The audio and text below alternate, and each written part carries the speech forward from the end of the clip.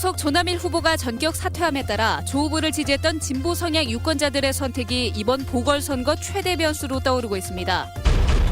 오는 2017년에 광주 시내버스 노선이 전면 개편되는데 신도심과 구도심을 잇는 급행버스가 확충되고 제2순환도로를 운행하는 노선도 검토되고 있습니다. 노숙자 등 사회적 약자들의 명의를 빌려 대포폰을 개설한 뒤 유통시키는 수법으로 억대의 부당이득을 챙긴 일당이 적발됐습니다.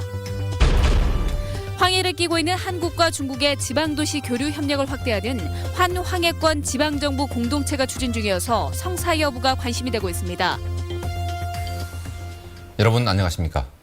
무소속의 조남일 후보가 전격 사퇴했습니다. 이제 관심은 조 후보를 지지했던 표가 어디로 가느냐입니다. 조남일 후보는 누구를 지지한다고는 말하지 않았지만 지지해선 안 될 정당은 분명하게 밝혔습니다. 보도에 한신구 기자입니다. 조남일 후보는 부패한 박근혜 정권을 심판하지 못하면 국민과의 역사 앞에 죄인이 되고 지금의 새정치민주연합으로는 정권 교체가 불가능하다며 광주 민심을 수용해 사퇴한다고 밝혔습니다. 박근혜 정권 심판을 위해 야성 회복과 일당 독점 타파의 강주 민심과 시민사회의 요구를 대승적으로 수용하며 후보직을 사퇴합니다. 관심은 사퇴한 조남일 후보 지지층의 향배입니다. 각종 여론조사에서 조 후보가 얻은 지지표는 대략 5% 안팎. 특히 지역 노동계를 중심으로 투표 성향이 강한 지지층이어서 이들이 어느 후보를 선택하느냐에 따라서 선거 결과에 결정적 변수가 될 수도 있기 때문입니다.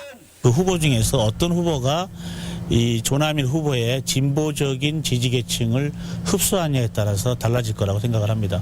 그러나 조남일 후보가 특정 후보 지지를 선언하지는 않았지만 새누리당과 새정치민주연합 심판을 주장한 만큼 천정배 후보와 치열한 접전을 벌이고 있는 조영택 후보와 새정치민주연합으로선 악재가 될 거란 분석도 있습니다.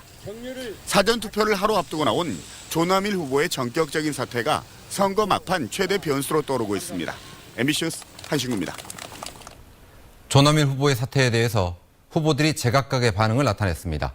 새누리당 정승 후보 측은 사전투표를 하루 앞두고 후보직을 사퇴한 것은 광주 시민을 우롱한 처사이자 신종 야권 연대라고 비판했습니다. 새정치민주연합 조영택 후보 측은 조 후보의 사퇴에 개념치 않고 광주 발전과 정권 교체를 위한 비전으로 유권자에게 다가가겠다고 말했습니다.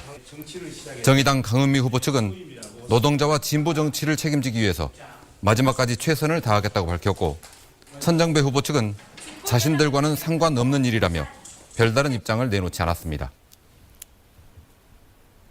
앞으로는 제2순환도로로 시내버스가 다닐 수도 있습니다. 시 외곽의 택지 지역과 구도심을 빠르게 연결하기 위한 방안입니다. 광주시가 10년 만에 시내버스 노선을 전면 개편하기로 했습니다. 김인정 기자가 보도합니다. 최근 몇 년 새 아파트가 들어서면서 인구가 폭발적으로 증가한 수원, 첨단, 양산, 효천 등 신규 택지지구. 대학병원과 학교가 있는 구도심과의 접근성 문제가 항상 주민 부담이었습니다. 아울렛에서 이렇게 버스가 이렇게 시내 쪽으로 가는 버스가 없어. 너무 불편해. 광주시는 빠르게 변화한 생활권과 맞지 않게 된 버스 노선을 10년 만에 전면 개편해 2017년부터 운영하기로 했습니다. 인구는 늘었는데 버스는 안 오는 대중교통 사각지대를 해소하고 무엇보다 구도심과 신도심을 바로 잇는 급행 노선을 만들 예정입니다. 나이 조금 먹는 사람들은 한승 오고 다니려면 힘들잖아요. 그거 한 번에 딱 빨리 간 거 얼마나 좋아요? 특히 지금까지는 버스가 제2순환도로 주변을 빙 돌아서 우회를 했는데요. 이 순환도로를 바로 가로지르는 노선도 여러 안 중에 하나로 검토되고 있습니다. 검증을 통해서 시뮬레이션을 통해 가지고 그 부분이 이제 순환선을 이용할 것인지도 아마 그것도 포함이 될 것 같고요. 차후한 각 생활권과 생활권을 빠르게 연결해 줄 수 있도록 그렇게 그 영역을 추진할 계획입니다. 광주시는 오는 9월부터 시민들의 교통카드 이용 내역 등 빅데이터를 분석하기 시작해 노선 정비 첫 발을 뗄 예정입니다. MBC 뉴스 김인정입니다. 전남을 비롯한 6개 시도와 상하이와 저장성 등 중국의 6개 지방정부가 공동체 구성을 추진하고 있습니다. 서해를 사이에 두고 마주보고 있는 도시들끼리 힘을 합쳐서 뭔가 해보자는 구상입니다. 문현철 기자입니다. 이낙연 지사가 지난해 상하이에 이어 최근 저장성 방문에서도 환황해권 지방정부 공동체 구성을 제안했습니다. 황해를 끼고 있는 한국과 중국의 지방정부가 다자간 포괄적 교류 협력체를 만들자는 겁니다. 황해연안이 양국의 경제 발전의 중심축으로 떠오르고 경제적 교류도 활발하다며 공동체 출범의 필요성을 강조했습니다. 처음에는 우호교류 협력 사업에서 경제와 관광, 문화예술, 교육, 민간단체까지 확대해 장기적으로 지역 경제 공동체로 발전시키자는 게 목표입니다. 황해를 둘러싼 한중 양국의 지자체끼리 협력 협의체를 가진다면 우리가 함께 논의하고 함께 추진할 수 있는 분야가 대단히 많다고 보았습니다. 한국은 전라남북도와 충청남도, 경기도, 인천시, 제주도가, 중국은 상하이시와 저장성, 산둥성, 장주성, 텐진시, 허베이성이 참여 대상입니다. 환황해권 공동체와 비슷한 사례인 한일해협 연안 시도현 지사 교류회의는 1993년에 발족해 수산과 환경, 관광 등에까지 영역을 확대하고 있습니다. 한중 공동체 구성 제안에 대해 한국은 크게 환영하는 반면에 중국 측은 취지에 공감하면서도 중앙정부와의 협의를 거쳐야 한다는 입장입니다. 지방정부 주도의 환황해권 공동체 출범은 상호 이해관계 조율과 상이한 정치체제 극복 등의 과제가 산적해 있습니다. MBC 뉴스 문현철입니다. 천정배 후보가 오늘 아침 뉴스투데이에 출연해 호남 정치가 기득권 지키기에만 빠져 있다며 정권 교체 길로 나아가기 위해 자신을 지지해달라고 호소했습니다. 김철원 기자의 보도입니다. 천정배 후보는 새정치민주연합이 지난 총선과 대선에서 잇따라 패배했는데도 반성이나 쇄신이 없고 이대로는 정권 교체 가망도 없다며 회초리를 들어달라고 호소했습니다. 이대로는 안 됩니다. 호남의 소외와 낙후는 깊어지고 있는데 호남 정치는 무기력합니다. 기득권에 빠져 있습니다. 바꿔내야 합니다. 핵심 공약으로는 호남의 소외와 낙후를 극복하기 위해 지역평등특별법을 만들겠다고 말했습니다. 대통령 직속으로 지역평등위원회를 두어서 그 위원회에서 인사, 예산, 국책사업 모두를 지역 간의 균형을 이룰 수 있도록. 광주 서구 지역을 서창과 풍암, 상무 등 4개 권역으로 나눠 특화 발전시키겠다는 공약도 제시했습니다. 서창 유덕 거점입니다. 여기는 첨단 산업과 교육 문화지구로 발전시키겠습니다. 사이언스 파크를 그쪽에 두도록 하겠습니다.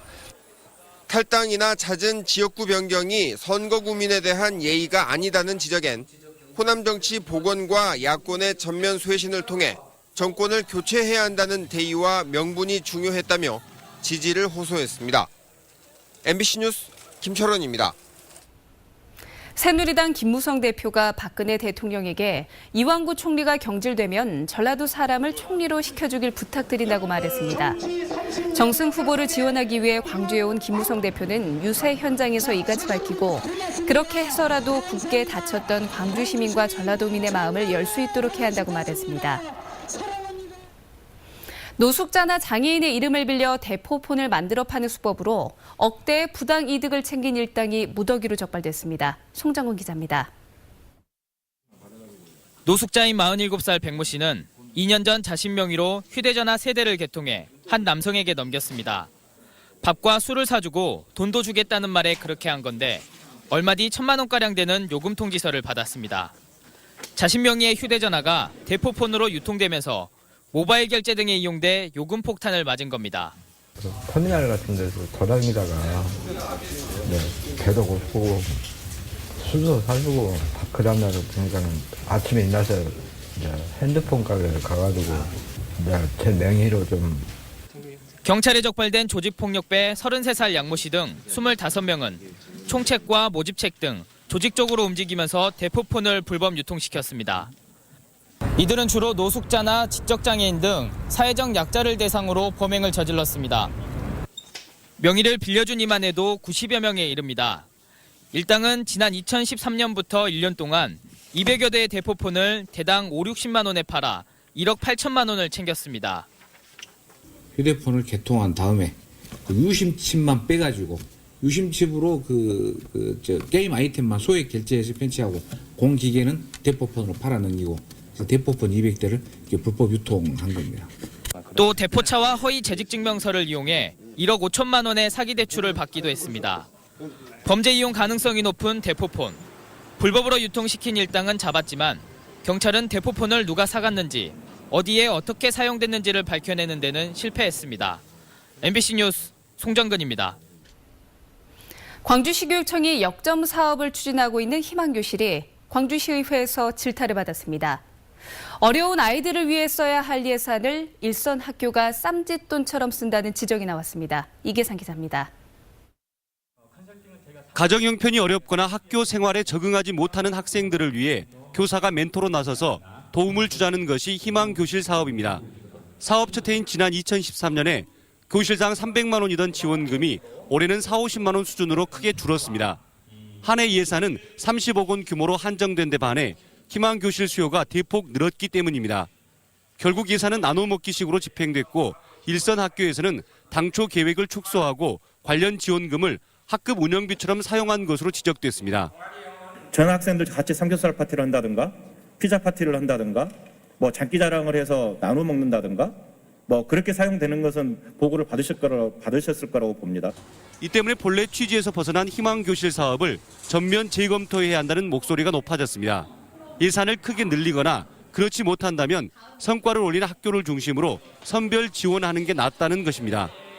저녁에 교실이 탈락한 것도 많은 분들이 아쉬워하고 좀 적은 액수라도 함께 할 수 있도록 해달라는 요구가 상당히 많이 있었습니다. 희망교실 사업이 교육 소외 해소와 보편적 교육복지 실현이라는 취지를 살리려면 대대적인 수술을 피할 수 없게 됐습니다.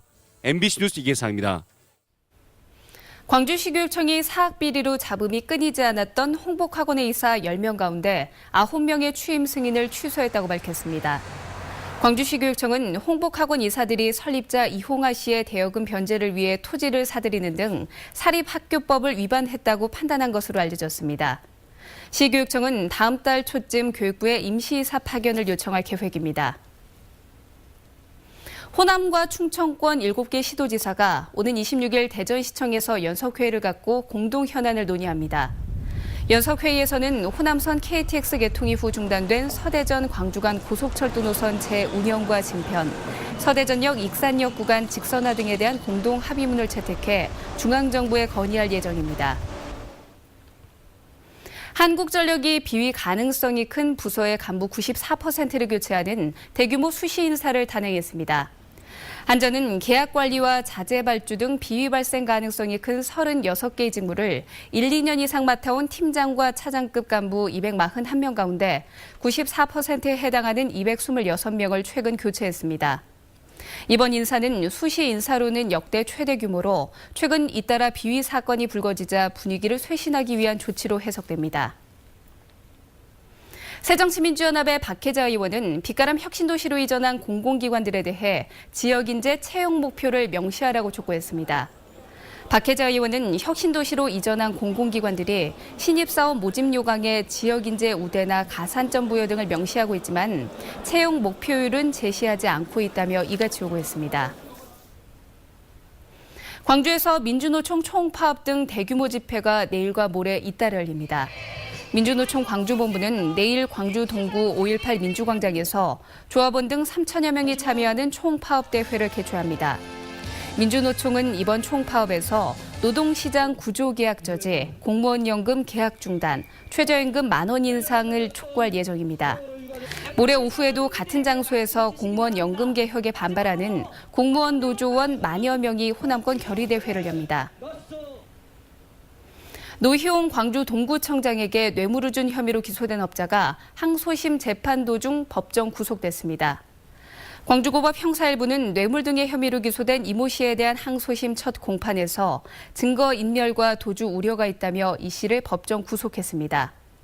이 씨는 2013년 추석을 앞두고 주차장 4억 원을 달라고 청탁하며 노 구청장을 위해 선거구민 등에게 홍삼, 과일 등을 대신 선물한 혐의로 기소돼 노 구청장과 함께 재판을 받고 있습니다.